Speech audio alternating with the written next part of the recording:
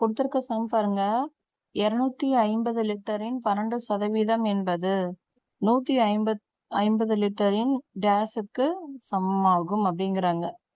அப்படின்னா 250 லிட்டர் அப்படிங்கிறது லிட்டரின் 12% அப்படின்னா இப்படி வரும். 250 இன்ட்டு 12%. 12%னா 12/100. அது எதுக்கு ஈக்குவல்னு கேக்குறாங்க. 150 லிட்டரின் டேஸுக்கு சமமாகும்னா என்ன சதவீதம்னு கேக்குறாங்க. ஸோ எக்ஸ் சதவீதம்னு அர்த்தம். எக்ஸ் சதவீதத்தை x/100 அப்படின்னு எழுதிக்கலாம்.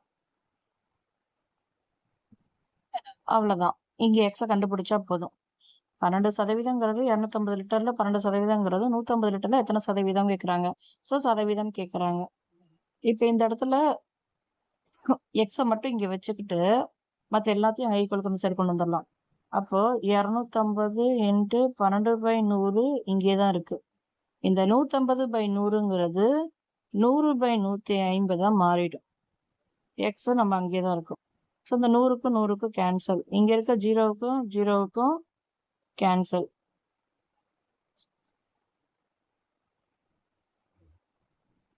அடுத்து பாத்தீங்கன்னா இங்க 15 இங்க 25.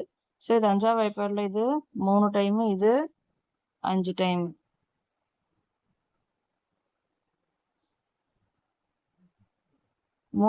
இது 5 டைம். அடுத்தது பார்த்தோம்னா வேற எதாவது வகுப்படும் பார்த்தீங்கன்னா இது 3ஆவது வாய்ப்பாடுல இது 1 டைம், இது 4 டைம். ஸோ ரிமைனிங் என்ன இருக்குது 5 இன்ட்டு 4 4 என்னது 20 ஈக்குவல் டு எக்ஸ். இது பர்சன்டேஜ்ல கேட்டனால இது 20%ல வரும். இது சம்மோட ஆன்சர்.